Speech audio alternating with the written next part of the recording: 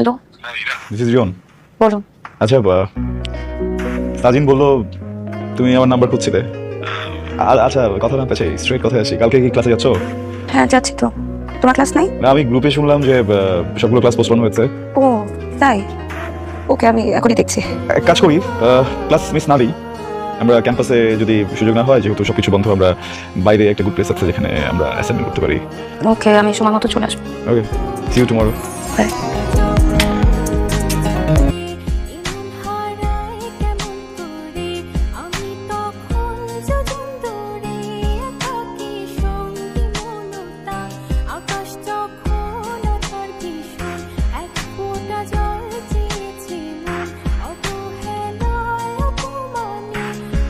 জায়গাটা খুব সুন্দর, কিন্তু এই জায়গাটাকে অ্যাসাইনমেন্টের জন্য পারফেক্ট। সত্যি কথা বলবো? বলো। পড়াশোনার জন্য এই জায়গাটা একদমই ঠিক না। ইরা, আমি তোমাকে জানতে পারি? আমি আমাকে ততক্ষণ বুঝতে দেই না যতক্ষণ না আমি বোঝাতে চাই। তুমি আমাকে যতটুকু চেনো বা জানো সেটা তোমার ভ্রম হতে পারে। তার মানে আমি যা তোমাকে দেখি আর তুমি তোমাকে যা ধারণ করো দুটো একই, তাই তো? তাই। আমরা তাহলে ভালো বন্ধু হতে পারবো? আমার মনে হয় আমরা কখনো ভালো বন্ধু হতে পারবো না।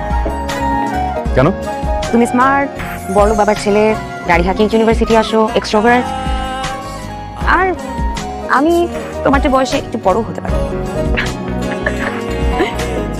এসব কথা সাজিনকে বলো, আমাকে না। সাজিন তোমার ইনস্টিটিউটে ছোট হয়েছিল, আমি না। ওই গানটা শুনেছো? কোনটা? আজ মন ভালো, আজ বলবো না, মনে করো। অ্যাসাইনমেন্ট গতকাল রাতেই হয়ে গেছে, হোয়াটসঅ্যাপ চেক করো। কখন বললা? আমি তো বড় লোকের ছেলে, গাড়ি হাঁকিয়ে বেড়াই, এই হাঁকানোর মাঝে মাঝে সাধারণ মানুষের মতো কিছু কাজ করি। ভালো, ধন্যবাদ।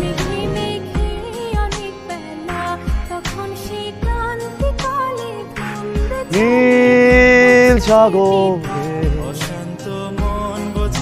অতল গভীরে গান ছিল রে, আর কত গান গায় তোমার আকাশে আমার মনের পাখি, অসহায় হয়ে কেন ডানা ঝাপটায়।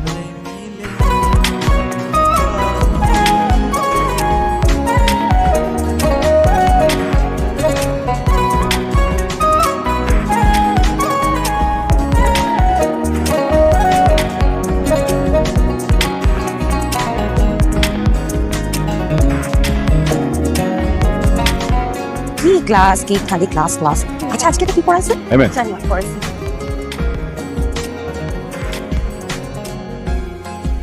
নাও পড়ো।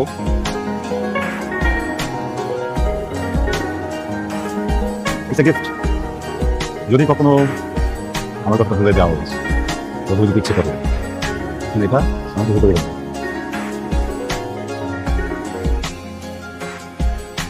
এটা ধরো, ধরো।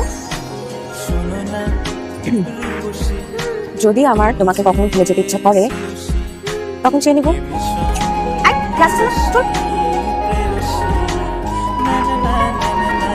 মানে গিফট রিজেক্ট করে নাই, সুন্দর।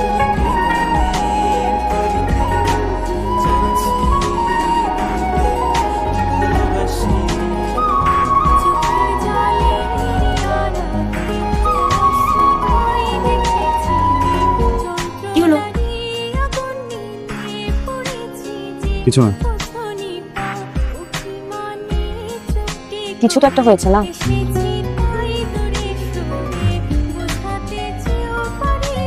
ইরা, বলো তো একাকিত্বের মানে কি? একাকিত্বের মানে হলো সবার থেকে আলাদা থাকা, একা একা থাকা, এমন কিছু।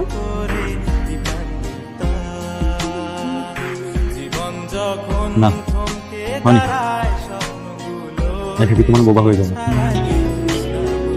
ধরো তোমার অনেক কষ্ট, অনেক ব্যথা, বড় উফ পর্যন্ত করছে।